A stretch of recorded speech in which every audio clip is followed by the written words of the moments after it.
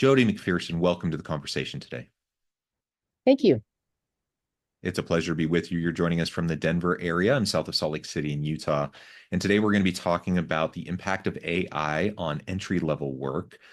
This is a super interesting topic to me. I'm an HR guy. I am a professor. I teach HR in the university space. And of course, I do consulting work with organizations as well. And disruptive technologies generally, automation more specifically, and AI, advanced robotics more specifically still. This is keeping people up at night. This is really concerning people in terms of job displacement.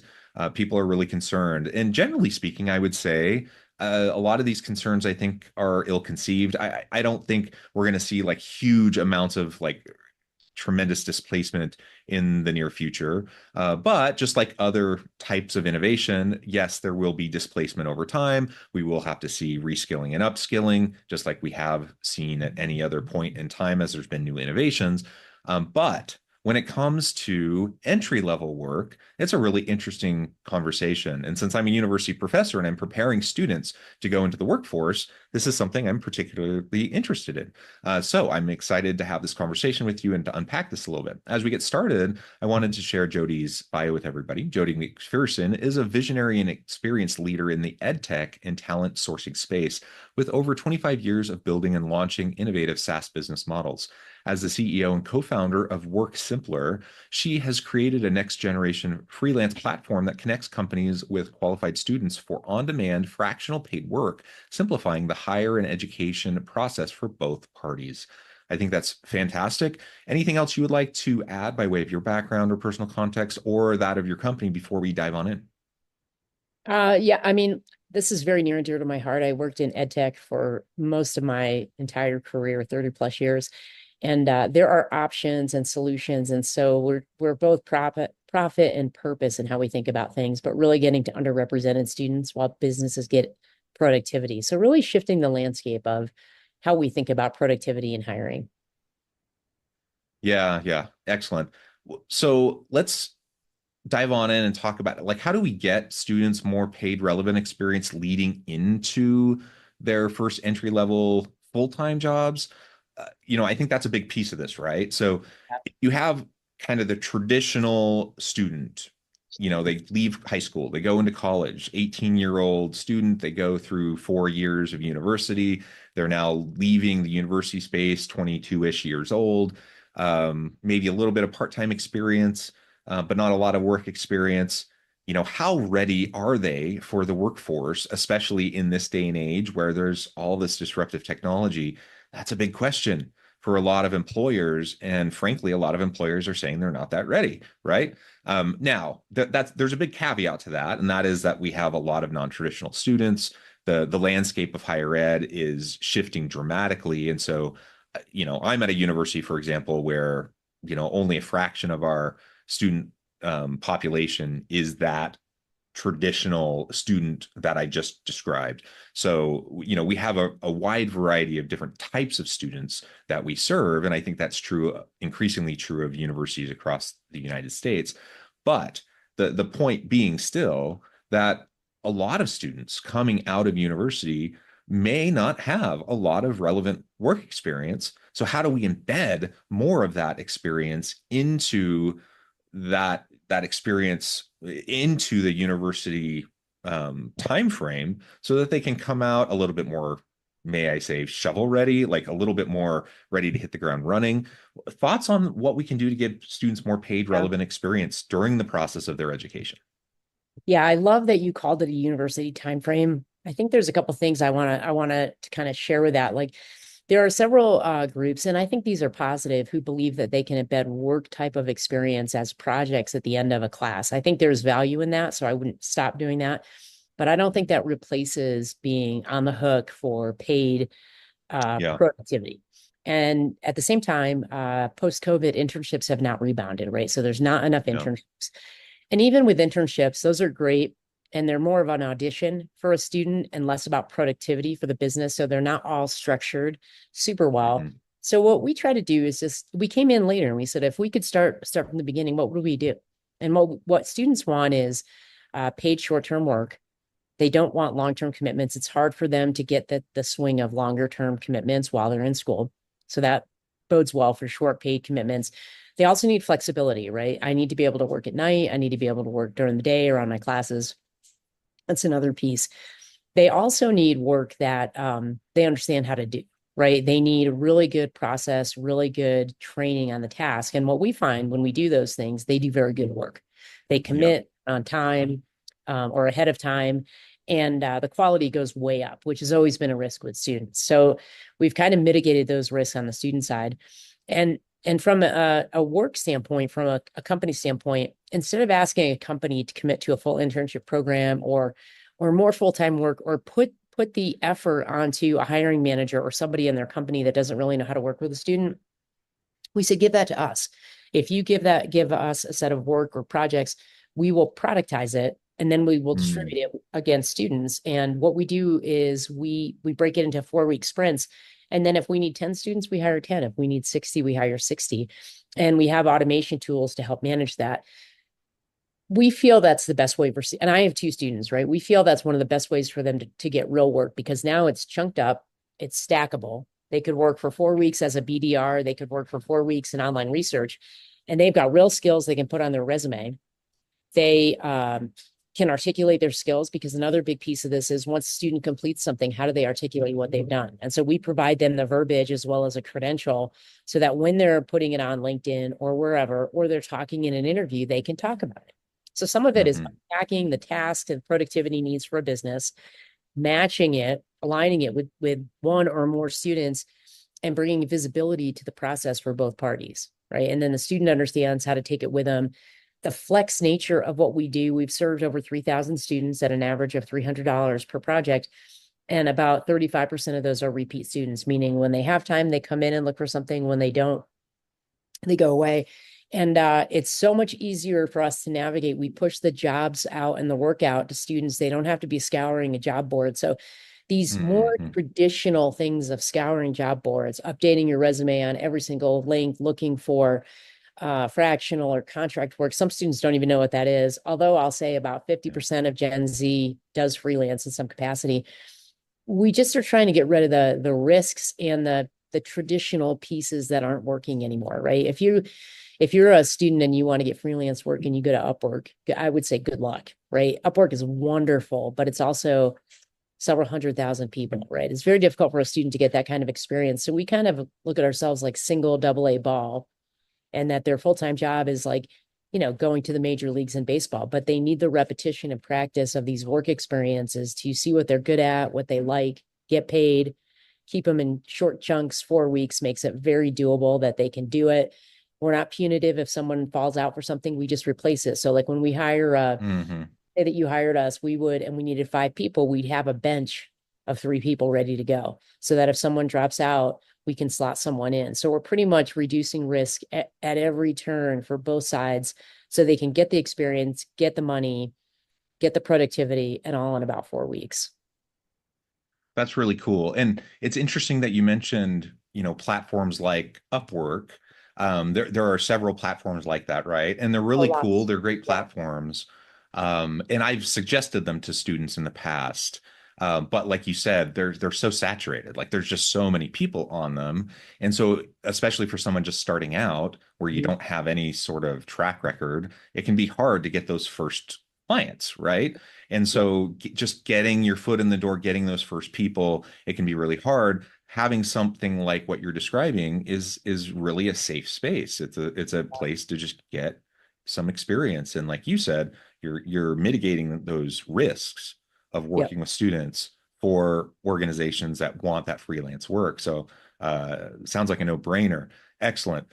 Uh, okay, so let's talk a little bit more too about the remote work aspect of all of this. So obviously, with freelance work, remote is really, really important. Certainly, freelance work can happen in non-remote kind of environments, and it has for forever, right? For decades. But in the remote world, in with technology enhanced remote connectivity, it just increases the ability for us to really have anyone anywhere do freelance work for us. Can you talk us through that and really what you've seen post-COVID in relation to how organizations are connecting with freelancers? Yeah, it's interesting. I think that's one of the bigger risks now. Post-COVID, remote became very acceptable. I think, Hmm. businesses, as you know, are looking at how do I get people back in the office. The thing about freelancing and remote is it requires a level of discipline on both parties to execute. And I think that's again another place where we try to mitigate risk, meaning you don't have the latitude and luxury of just going down the hall and talking to someone. So this adds a greater risk with freelancers who you don't know and don't know you, that are you getting what you want? How frequently do you check in? What do those check-ins look like? Are you seeing work as it's progressing? And the short answer to many of that when we did our research is no, right? So it's kind of a hope for the best, not plan and proceduralize things for the best, because people are inexperienced with remote. Now as people get more experienced, that's going to get better, but it's still a big risk. And so what we do by incorporating the process that we have is we try to bring great visibility to the students of what they're doing. We have automated check-ins. In any 4-week process, there might be 7 check-ins. And then we have weekly check-ins with the company. And in those check-ins, it's more than just a dashboard of progress. It's about how are things working, progress. Should we make a tweak? Should we employ a few more students on this to make sure we hit our deadline? And the thing I find with remote work is that productivity is the risk, because you've got a communication kind of breakdown on Hmm. both sides. And on top of that communication, and I'm not saying it's a breakdown because people aren't trying. I just don't think we know how. Like I've learned a lot working remote of what do I expect when I go to weekly meetings? Do I set an agenda? How much time do I have? What do I expect the Hmm. person who comes to the meeting to bring to the table versus just okay, okay, okay. And these are little nuances, but they can make or break you in a remote world. And if done well, you can really capitalize on remote work and flexible remote work, right? Where it's not even 9 to 5. It could be, oh, I go to school, I'm going to do it 5 to 10 at night. No big deal if you've got the right kind of check-ins, the right type of project management approach. And but I think the risk is very high. And this is what I find people, myself included, when I was at Pearson, I misunderstood how risky it was. Like I thought I had the talent. Great, let's go. I'll just get it done. And getting it done may take 6 months, not 6 weeks, right? And I might need more than one person. So what we're trying to do is educate and be that liaison in a way that highlights and flags things that are working or not. And that expertise is really what people who use Work Simpler, in addition to getting their work done, they're paying for. Because who has the time to learn how to manage remote new workers to an organization is very, very difficult. Yeah, yeah, because not only are they new to remote work, but they're new to work, generally speaking, right? Correct. Yep. So that's extra challenging. Okay, so let's talk more about this AI piece and specifically the impact of it on new entry Yeah. level work and what you're doing, how that's Yeah. impacting this, right? So the displacement piece. This is how I introduced the whole Mhm. discussion today. Uh, Displacement is going to happen. We are going to replace certain types of routinized, repetitive work. In large part, I think that's just a good thing. Most people don't want to be doing the mindless, repetitive types of things that can be replaced by a robot or by a software or by an algorithm. And I know personally, if there's things like that that I do, I would love to not have to do those things anymore. As a professor, I would love to not have to do the more tedious parts Sure. of grading, for example. That would be amazing if I could just focus on like the coaching and the mentoring and the substantive feedback that I can give to students and not the tedious stuff Mhm. of feedback on a paper, right? While the students still can get the what they need to be able to improve. And that's where things like AI are super, super helpful and go across any profession, any job, any task. We're going to see those types of improvements. And so there will be task displacement. There will be some types of job displacement, but there will also be new types of jobs, new types of careers created that we haven't even thought about. And all of this I think is super exciting. Okay, now talking about entry level though, there are a lot of jobs that a lot of, new college graduates would go into that involved a lot of those repetitive types of tasks that now are going to be done by AI or advanced softwares, deep machine learning types of stuff. So what does the world of work look like if, a student coming out of university can't land those types of jobs anymore? You know, I we have a kind of a pretty strong point of view on AI. I think AI, much like the PC, is an evolutionary, kind of like the internet, kind of an evolutionary injection into our society, into work. And by that, I mean, it's going to have a profound effect. I think the thing that I've found is that some people think it's going to replace more than displace, if you will, things. And here's what we're finding. Eric, our COO, and I have several certifications in AI. We continue to dig into the AI landscape. There are pieces of entry-level jobs that could be done more effectively with AI, for sure. Yeah. That said, the talent has to understand how to leverage the AI tool, right? Let's use conversational AI as an example. There's so much that can be done with that in hiring, interviewing, HR tech, meetings, remote work, on and on, product requirements and so forth. There's so much. It still requires a human interaction to leverage it. And so what we're trying to do is kind of two things. We think of AI in two ways. Like, how will it augment what's currently happening in entry-level roles? So we literally have gone through job descriptions across industries and said, what if I start an entry level, what is going to be augmented by AI first? What's not going to be touched? And what Mhm. skills do I need in order to accelerate that AI? Because as we know, if you put garbage into AI, you get garbage out. Like that Yeah. is just, it's a universal truth pretty much for any kind of research. And so one of the big things has to do with prompt engineering, Hmm. structurally setting up, AI with prompt engineering to give you the results that you want, having an ability to cross-check AI. I mean, AI can tell you where we've been and it can try to predict where we're going. But if we're using AI for organic list research, for example, or market research, there's a high risk of error. So we believe that AI can augment it with some organic and a human interaction. And could it save time? Yes. Could it add time? Yes. So what we're trying to do is help people understand the various aspects of entry level work and actually break it down and say, this is where AI could really be helpful. And in that case, we even offer matching students and AI to solve certain problems, right? Getting people out of the traditional hiring methodology and staffing methodology. I mean, you're in HR, job descriptions are very old, very outdated, Yeah. and there's a lot to be gained if we can figure out how to make entry level work more palatable and to understand the skills. For example, problem formulation versus problem solving in an AI world is almost double, right? Understanding how to frame the problem for AI, and that's nowhere to be found in entry level work.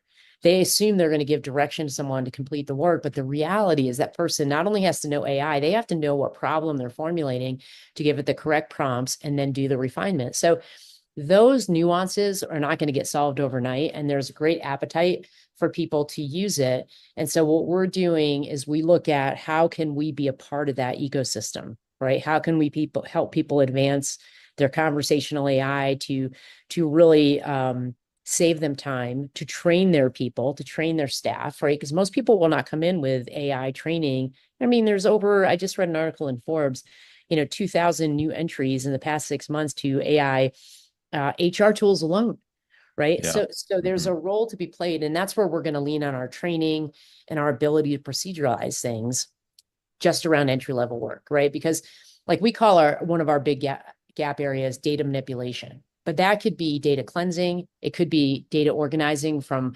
different sources into one, it could be data mining, it could be online research, right? It could be data research. There's all these things, and they're somewhat universal to verticals, but everybody needs data.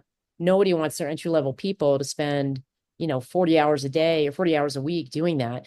Could they spend 30 and have more time, analyzing the data? That would be ideal, or serving the data up for somebody to do the analysis. So I think I think it all sounds good, but the bottom line is we really have to be efficient in it. And anybody who, at least in the data component of entry level work, it needs to be accurate. There is no, room for inaccuracy in that data. And AI is a little bit to a lot of a risk.